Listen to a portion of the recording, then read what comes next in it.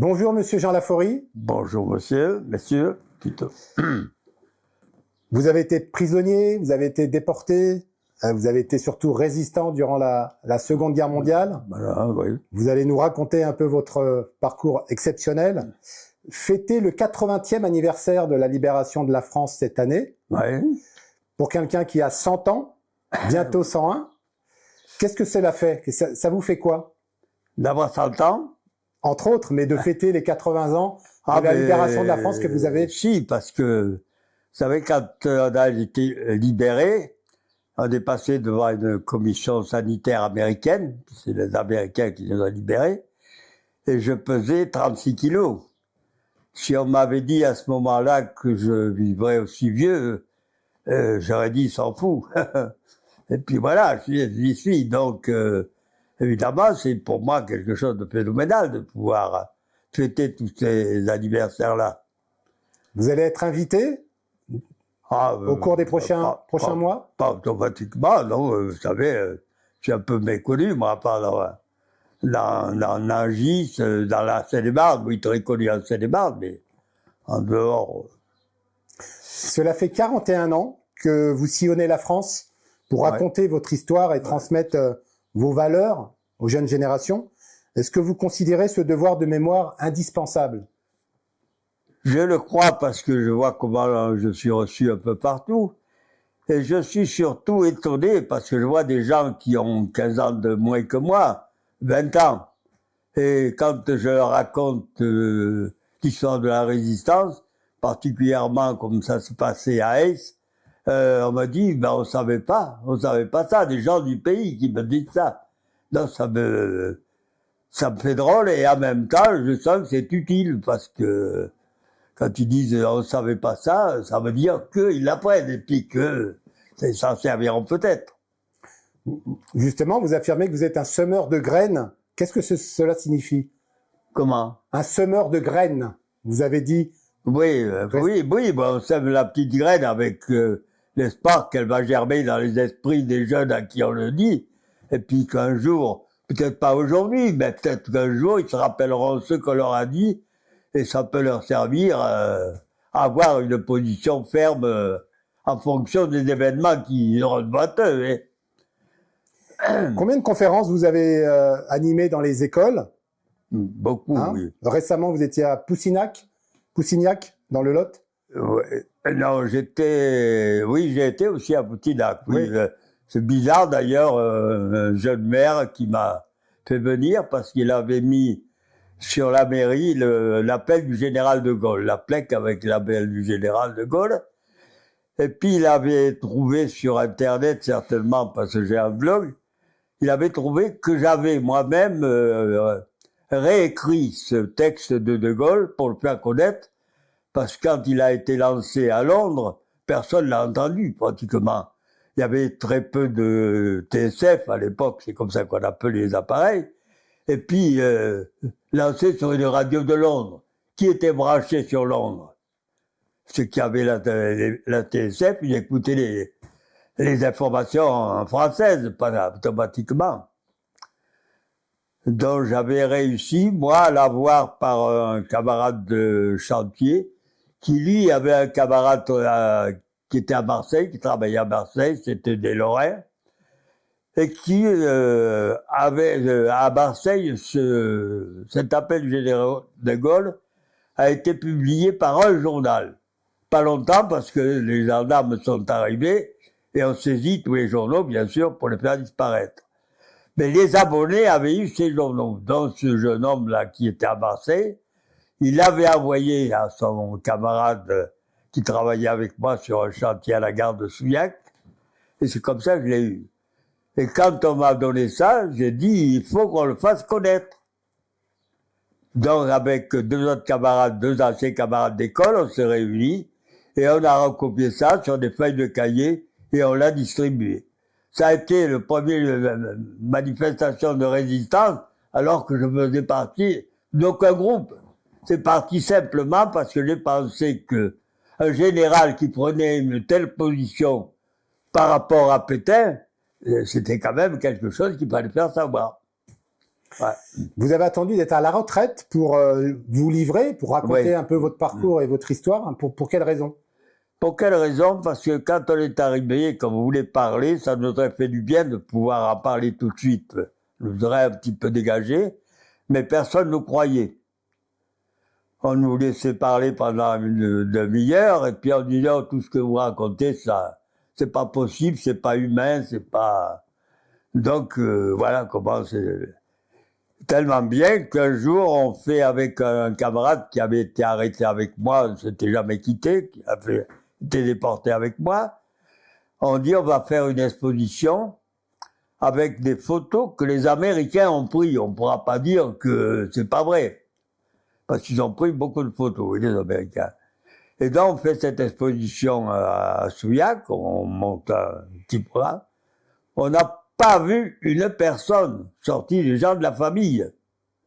Alors, j'ai dit, bon, ils veulent pas en savoir plus, c'est pas la peine.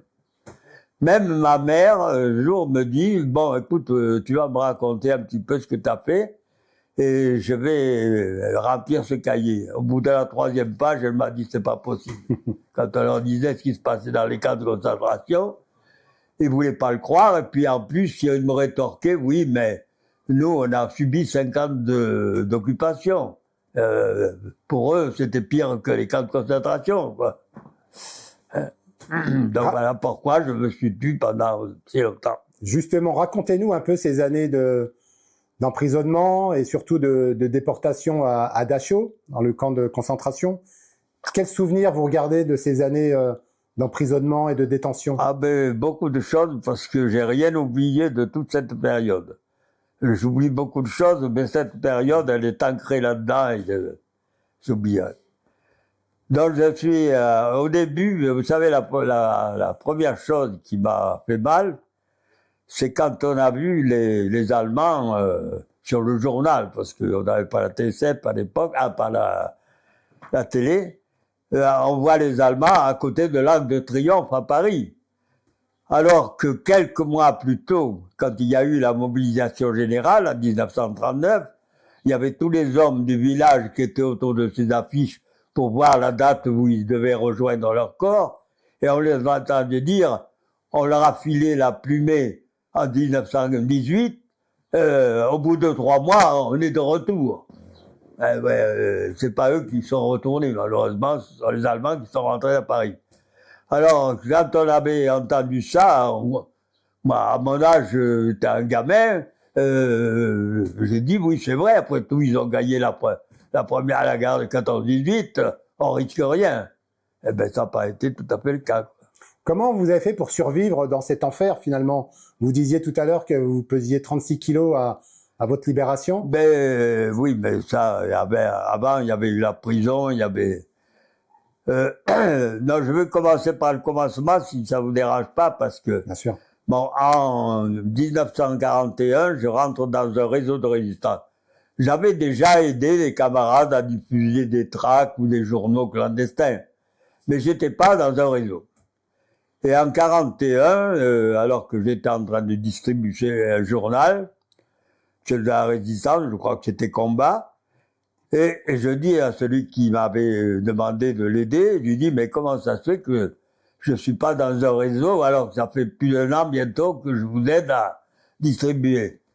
Et le gars me dit, ben c'est parce que tu l'as jamais demandé. Mais si tu veux rentrer, ben on te fait rentrer dans le réseau. Et voilà comment je suis rentré. Alors j'ai fait de la propagande, c'est-à-dire la distribution de matériel jusqu'en 42 pratiquement. En 42, quand j'ai été arrêté, oui, 2 fois par les gendarmes, convoqué à la gendarmerie parce qu'il y avait eu une lettre de dénonciation. M'accusait d'avoir distribué ce matériel. Donc j'ai nié évidemment. J'ai dit, vous croyez que je travaille toute la journée sur un chantier, que la nuit je m'amuse à me promener pour distribuer les tracts. Et il y avait un gendarme qui m'a sauvé la vie un peu, la mise en me disant, mais c'est vrai, laissez foutre la paix à ce jeune homme.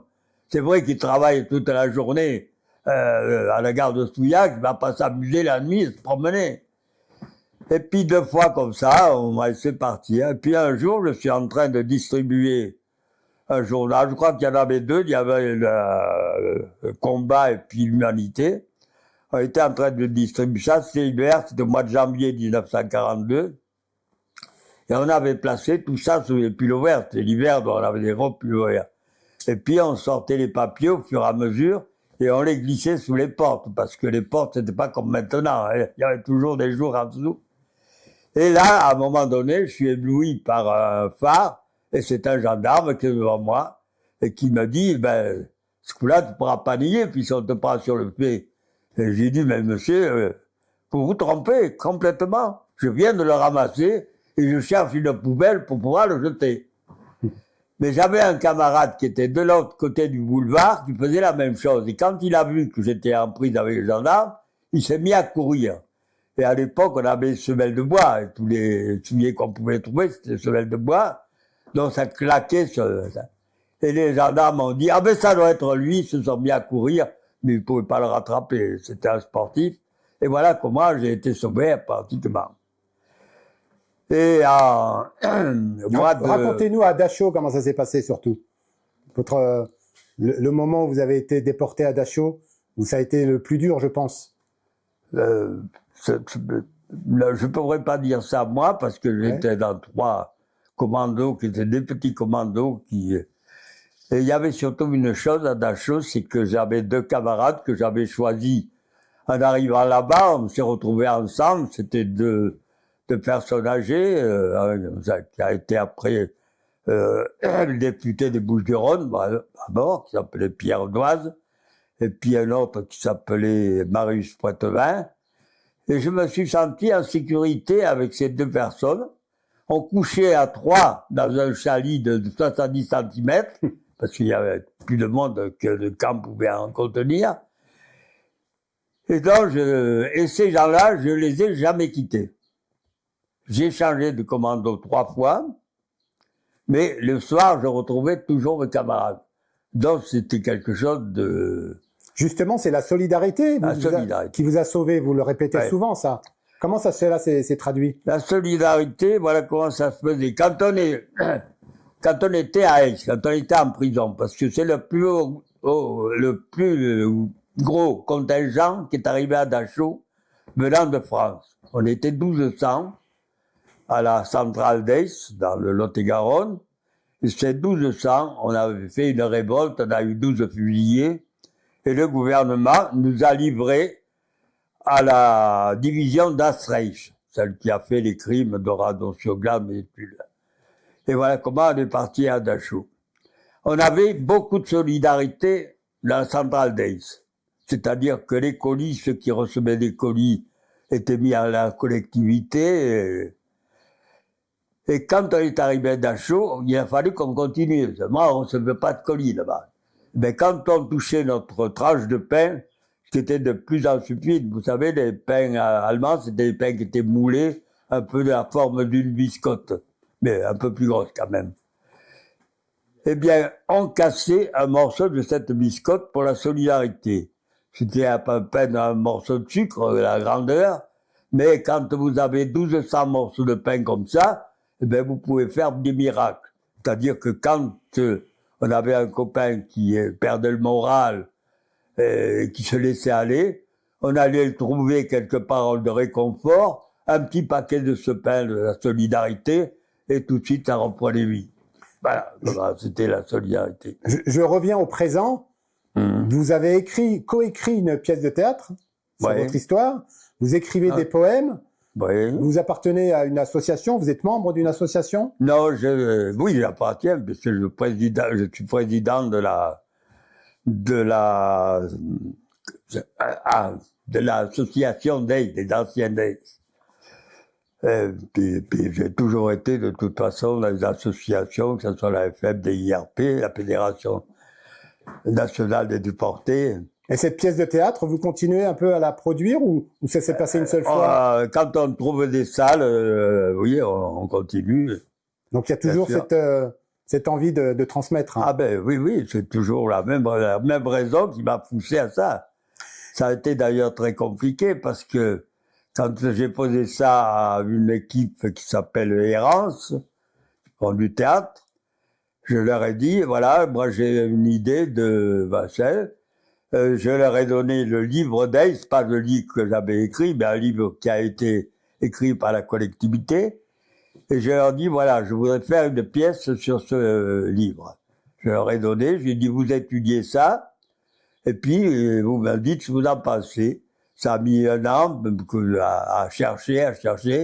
Et puis un jour, ils sont venus me voir, parce qu'il y avait une dame là-dedans, italienne, dont les parents avaient été des grands résistants aussi, qui me dit, Jean, il faut qu'on fasse cette pièce. Tu nous fais le scénario, et à partir de là, on verra ce qu'on peut faire. Je leur fais un scénario, mais c'était toujours trop long. Alors, je dis, Jean, ton scénario, c'est bien, mais il durerait 2h30, ça peut pas se faire sur une pièce, faut couper. Alors, je coupais 3 ou 4 fois, et puis à un moment donné, j'ai dit, écoutez, je coupe plus parce que sans ça, c'est plus la pièce que je voulais faire. Et je leur ai rendu le scénario, la dernière version, et je leur ai dit, voilà, vous prenez le scénario, vous coupez ce que vous voulez, vous me le présentez, si ce qui m'intéresse y est, on va le faire, sans ça, eh bien, on n'en parle plus. Et vous avez pu monter cette pièce. Et on l'a montée quand même, oui. Donc vous faites beaucoup de conférences dans les écoles. Oui, toujours, oui. Quelle est la question d'un élève qui vous a le plus ému? Est-ce qu'il y a une question qui vous a vraiment mis les larmes aux yeux? Est-ce que... J'ai souvent eu les larmes aux yeux parce que dans mon histoire, comme je vous l'ai dit au début, on a quand même 12 camarades qui ont été fusillés à Aix.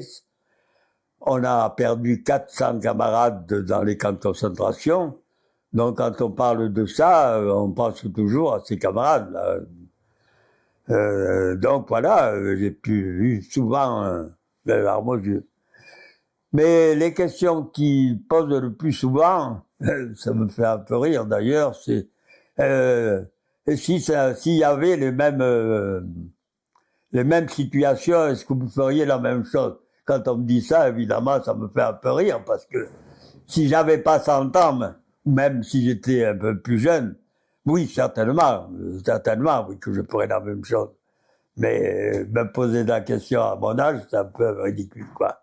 Et puis, il me demande, j'ai dit, comment vous avez pu résister à ces camps de concentration.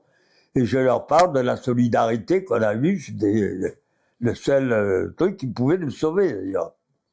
Comment vous êtes arrivé à Nangis? La Seine-et-Marne, c'est un département que vous connaissiez depuis longtemps? Non, pas du tout. Je suis venu à Nangis en 1965 pour monter la raffinerie, qui est maintenant démolie, puisque...